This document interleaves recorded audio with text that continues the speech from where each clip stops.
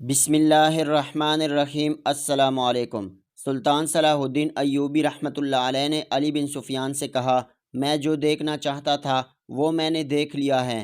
یہ سوڈانی ہنگامہ آرائی کے عادی ہیں۔ تم کہتے ہو ان میں جذبہ نہیں ہے، میں دیکھ رہا ہوں ان میں کردار بھی نہیں ہے۔ اس فوج کو اگر تم لڑنے کے لیے میدان جنگ میں لے گئے تو یہ لڑنے کی بجائے اپنی جان بچانے کی فکر کریں گے اور مال غنیمت لوٹیں گے، اور جو بھی ان کے ہاتھ میں خوبصورت لڑکیاں لگیں گی یہ ان کے ساتھ زنا اور بدکاری کریں گے اور مفتوحوں کی عورتوں کے ساتھ وحشیانہ سلوک کریں گے۔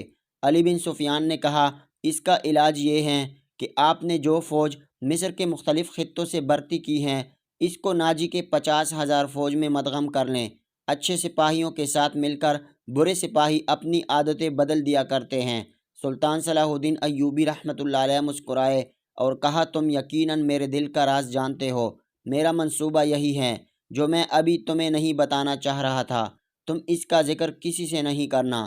علی بن سفیان میں یہ وصف تھی کہ وہ دوسروں کے دل کا راز جان لیتا تھا اور غیر معمولی طور پر ذہین بھی تھا۔ وہ کچھ اور کہنے ہی لگا تھا کہ ان کے سامنے مشعلیں روشن ہوئی۔ زمین پر بیش قیمت قالین بچھے ہوئے تھے۔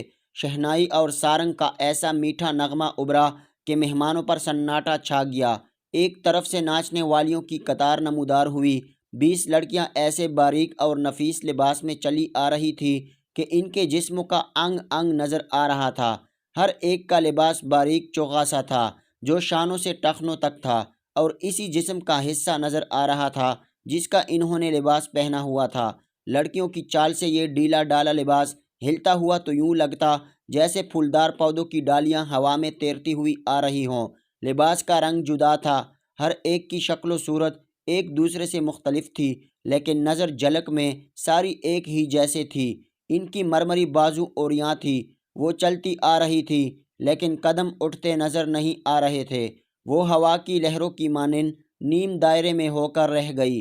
سلطان صلاح الدین ایوبی کی طرف تعظیم کے لیے جھکی تو سب کے بال سرک کر شانوں پر آ گئے۔ ان رسمی بالوں اور جسموں کے جادو نے طلسم پیدا کر دیا تھا۔ 2 سیاہ فام دیو ہکل حبشی جن کے کمر کے گرد چیتوں کی کالی تھی، ایک بڑا سا ٹوکرا اٹھائے تیز تیز قدم چلتے ہوئے آئے۔ ٹوکری میں بڑی کلی اٹھی اور پھول کی طرح کھل گئی۔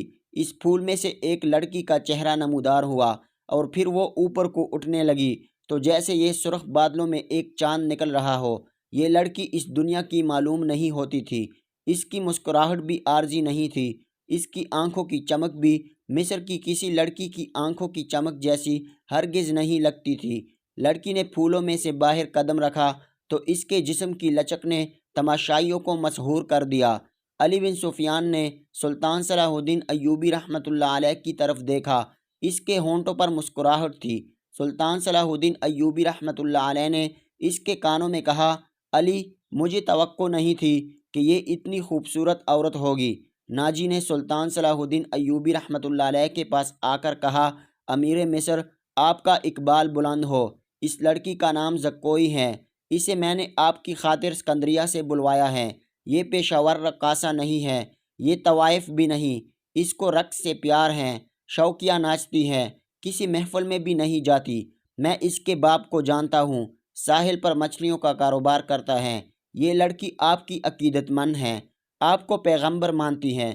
میں اتفاق سے اس کے گھر اس کے باپ سے ملنے گیا تو اس لڑکی نے سنا ہے سلطان صلاح الدین ایوبی امیر مصر بن کر آئے ہیں۔ اللہ کے نام پر مجھے اس سے ملوا دو۔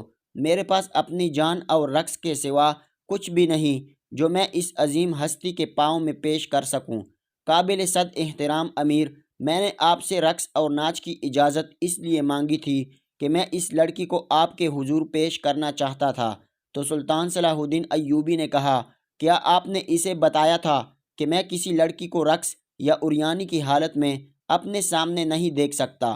یہ لڑکیاں جسے آپ ملبوس لائے ہیں یہ بالکل ننگی ہیں۔ ناجی نے کہا، عالی مقام، میں نے بتایا تھا کہ امیر مصر رقص کو پسند نہیں کرتے، لیکن یہ کہتی تھی کہ امیر مصر میرا رقص پسند کریں گے کیونکہ اس میں گناہ کی دعوت نہیں، یہ ایک باعزت لڑکی کا رقص ہوگا۔ میں ایوبی کے حضور اپنا جسم نہیں اپنا رقص پیش کروں گی۔ اگر میں مرد ہوتی تو سلطان کی جان کی حفاظت کے لیے محافظ دستے میں شامل ہو جاتی۔ ناجی نے خوشیانہ ہو کر کہا، آپ کیا کہنا چاہتے ہیں؟ اپنے پاس بلا کر۔ ایوبی نے کہا کہ تم لوگوں کے سامنے اپنا جسم ننگا کر کے بہت اچھا ناچتی ہو، اسے اس پر شاباش دوں کہ تم نے مردوں کی جنسی جذبات بھڑکانے میں خوب مہارت حاصل کی ہیں۔ جب سلطان صلاح الدین ایوبی نے پوچھا تو ناجی نے جواب دیا، نہیں امیر مصر، میں اسے اس وعدے پر یہاں لایا ہوں کہ آپ اسے شرف بازیابی بخشیں گے۔ یہ بڑی دور سے اسی امید پر آئی ہیں۔ ذرا دیکھیے، اسے اس کے رقص میں پیشہ ورانہ تاثر نہیں، خود سپردگی ہیں۔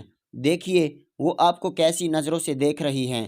بے شک عبادت صرف اللہ کی جاتی ہیں، لیکن یہ رقص کی اداؤں سے، عقیدت سے آپ کی عبادت کر رہی ہیں۔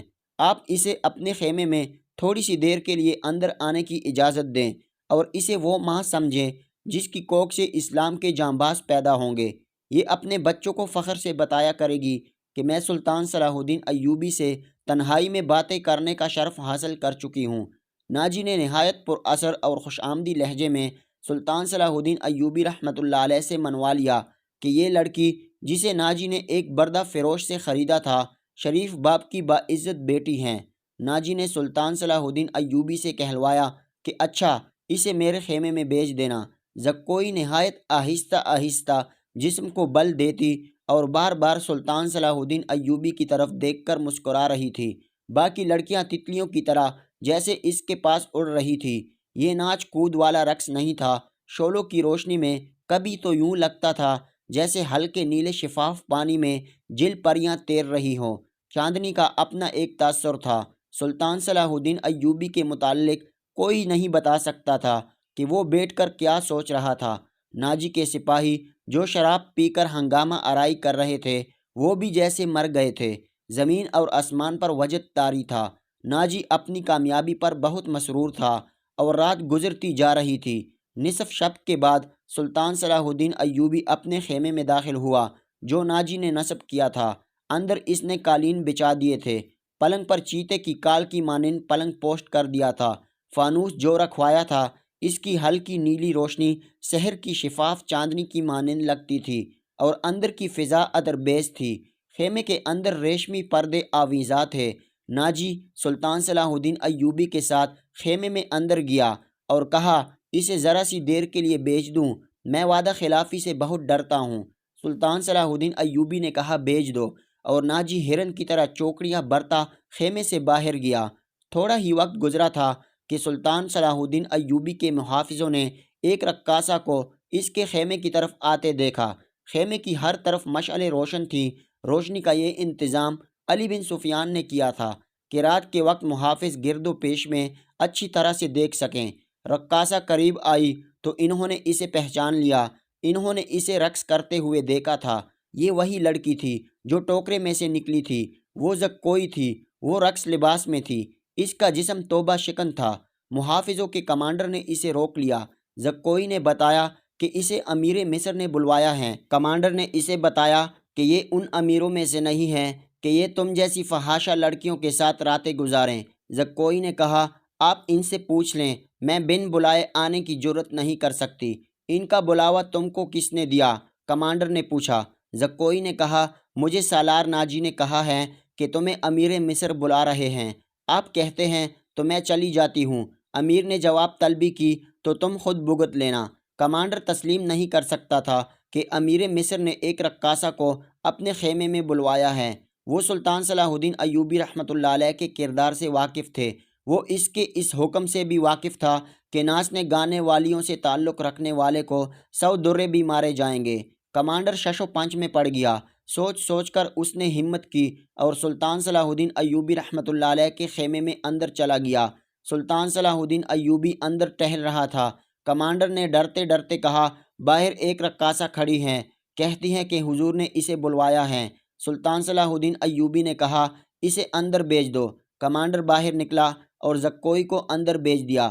سپاہیوں کو توقع تھی کہ ان کا امیر اور سالار اس لڑکی کو باہر نکال دے گا۔ وہ سب سلطان صلاح الدین ایوبی رحمۃ اللہ علیہ کی گرجدار آواز سننے کے لیے تیار ہوئے تھے، لیکن ایسا کچھ نہیں ہوا۔ رات گزرتی جا رہی تھی۔ اندر سے دھیمی دھیمی باتوں کی آوازیں آ رہی تھی۔ محافظ دستے کا کمانڈر بےقراری کے انداز میں ٹہل رہا تھا۔ ایک سپاہی نے کہا، کیا یہ حکم صرف ہمارے لیے ہے کہ کسی فحاشہ کے ساتھ تعلق رکھنا جرم ہے؟ کمانڈر نے کہا، ہاں، حکم صرف ماتحتوں اور قانون صرف رعایا کے لیے ہوتا ہے۔ امیر مصر کو درے نہیں لگائے جا سکتے، بادشاہوں کا کوئی کردار نہیں ہوتا۔ سلطان صلاح الدین ایوبی شراب بھی پیتا ہوگا، ہم پر جھوٹی پارسائی کا روب جمایا جاتا ہے۔ کمانڈران کی نگاہوں میں سلطان صلاح الدین ایوبی کا جو بت تھا وہ ٹوٹ گیا تھا۔